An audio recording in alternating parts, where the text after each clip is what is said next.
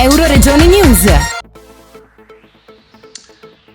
Bentrovato Presidente della Fondazione Friuli, Giuseppe Morandini. Eccoci qui.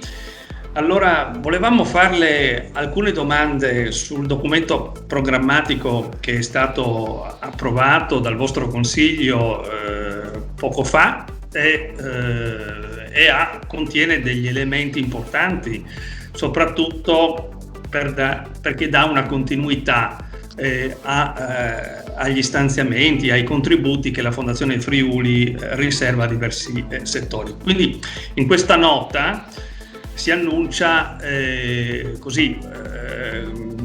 questa approvazione, no, di questo documento programmatico. In effetti conferma rispetto allo scorso anno una intensità praticamente uguale delle erogazioni. Si sottolinea l'impegno della Fondazione a non arretrare, diciamo, dal punto di vista degli stanziamenti, a costo di attingere a fondi di riserva. Ma a questo punto che atmosfera si è respirata nel Consiglio della Fondazione prima dell'emergenza decisionale che c'è stata? Prego.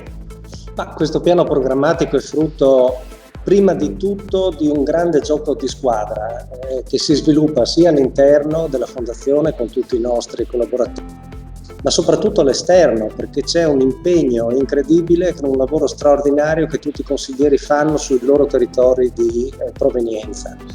E il lavoro che svolgono i consiglieri è un grande lavoro di ascolto delle persone, che consente alla Fondazione di riuscire a capire bene quali sono le priorità più immediate sulle quali intervenire. Il documento programmatico che è stato approvato risponde prima di tutto con un valore aggiunto che lei ha sottolineato bene, che è quello della continuità, perché i progetti hanno bisogno di gambe per poter camminare, soprattutto in periodi così difficili.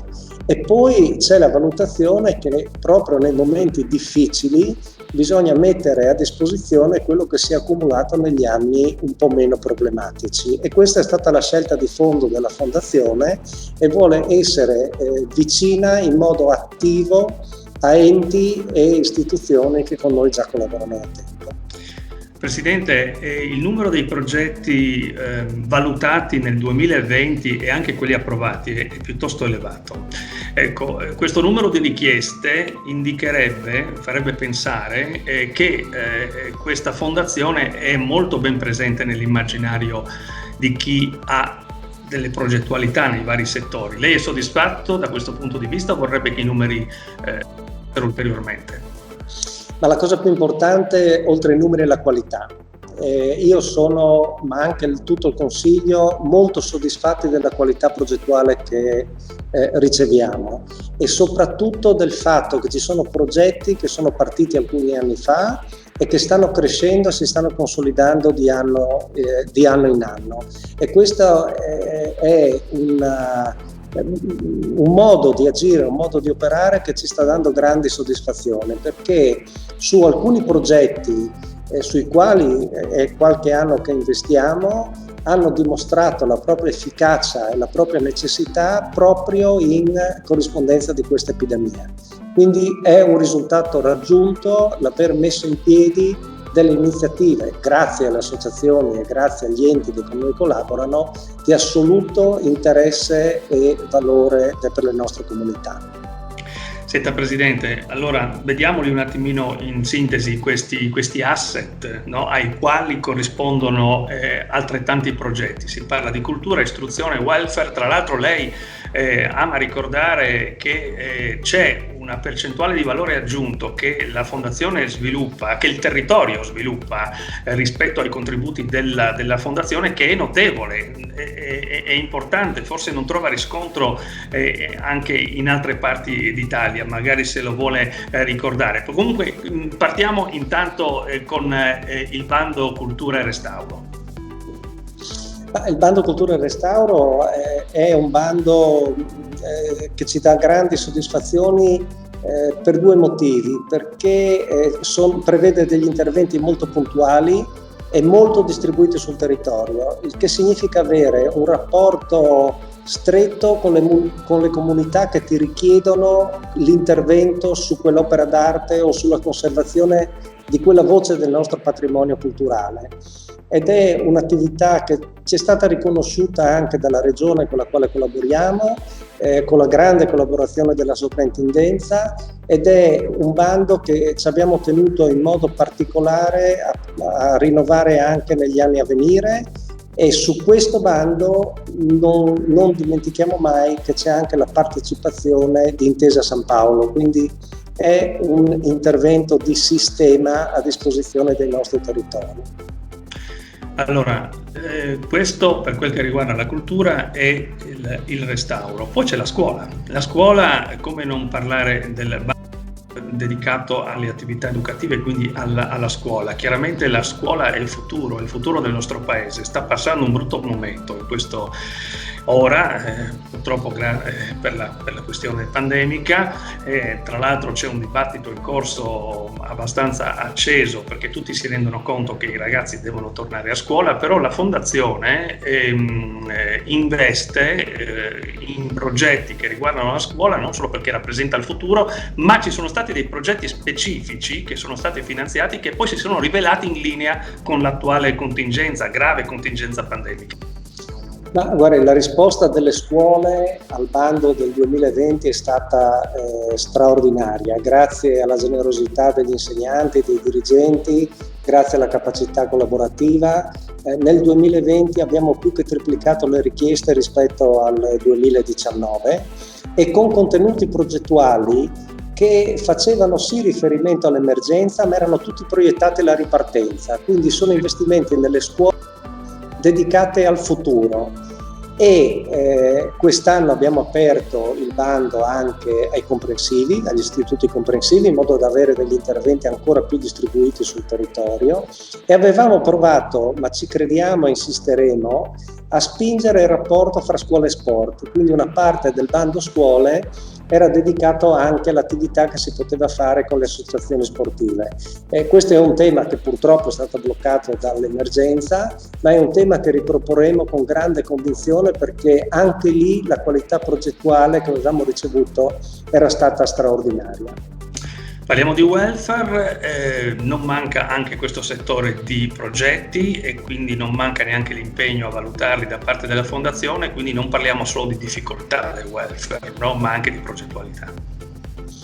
Ecco, qui è il caso in cui 3 anni fa, col primo bando welfare, sono partite delle iniziative che si sono consolidate e in corrispondenza dell'emergenza hanno dimostrato la loro assoluta validità. In questi 3 anni si sono strutturate delle iniziative che poi rimarranno sui territori, e sono iniziative e strutture che affrontano soprattutto le fragilità, le tante fragilità che abbiamo nella società. Ma sono tra i bandi che noi seguiamo, tra l'altro anche questo fatto strettissima collaborazione con la Regione e con la direzione sociosanitaria. Cerchiamo di cogliere quelle che sono le emergenze delle famiglie, mettere assieme anche le famiglie. Il bando si chiama welfare di comunità, quindi oltre al contributo della Fondazione c'è un grandissimo contributo del volontariato. Lei prima faceva riferimento al moltiplicatore con il quale la Fondazione cerca di restituire al territorio le proprie risorse, e in questo caso, grazie al contributo di famiglie, di cittadini e di volontari, abbiamo un moltiplicatore assolutamente rilevante. Ecco, allora adesso parliamo di università. C'è un rapporto piuttosto intenso con l'università, è un'interlocutrice della Fondazione, però va forse precisato, delineato il desiderio da parte della Fondazione su un settore particolare, no, di questo rapporto, un aspetto particolare di questo rapporto, che è quello dell'accorciamento, del poter riuscire ad accorciare le distanze tra mondo produttivo e studenti. Con l'università c'è un rapporto quasi quotidiano, nella convinzione nostra, di tutto il Consiglio, che è una straordinaria leva di crescita il poter avere l'università. È di Udine ma è del Friuli, quindi quelle sono le zone di competenza. E proprio nel rapporto, nello spingere un rapporto stretto fra l'università e il mondo produttivo, del Friuli, cerchiamo di mettere tutto il nostro impegno con contribuzione ai laboratori, che è un'iniziativa straordinaria che l'università ha avuto e inaugurato lo scorso anno, dove le aziende con generosità si mettono a disposizione dell'insegnamento dei ragazzi. Questo avvicina tantissimo il mondo della formazione e il mondo del lavoro. E poi abbiamo tutta una serie di percorsi professionalizzanti nei quali il ragazzo, ci teniamo molto, abbia delle esperienze e anche delle relazioni o dei contatti direttamente col mondo produttivo. Sosteniamo anche il punto impresa, che è il punto di incontro fra esigenze del mondo produttivo e l'università, ma è un rapporto che ci sta dando grandissime soddisfazioni e poi ci consente di guardare al futuro, e se guardiamo al futuro riusciamo a trovare l'energia e la forza per affrontare questo momento difficile. Bene Presidente, un'ultima domanda. Ovviamente non sono solo questi i 3 ambiti di intervento della Fondazione, lo spettro è un po' più ampio, va a toccare anche delle progettualità di sistema che hanno ambiti diversi. Se magari possiamo elencarli velocemente in chiusura. Come altro canale erogativo, oltre ai bandi, la Fondazione ha 3 sessioni annuali di commissioni dove trattiamo tutte le altre tematiche che non possono rientrare per competenze al bando, e poi c'è anche la grande collaborazione che abbiamo a livello di sistema con tutte le altre fondazioni nazionali su alcune tematiche di ampio respiro.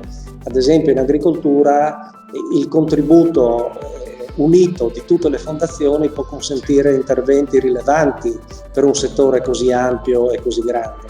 C'è l'intervento al contrasto alla povertà formativa minorile, che ci vede impegnati da tanti anni assieme ad Acri con risultati straordinari, perché in questa attività abbiamo tolto più di 400.000 ragazzini e bambini dalla povertà educativa minorile. E poi c'è un intervento che a me sta particolarmente a cuore, che è l'intervento dedicato alle imprese culturali giovanili, quelle innovative.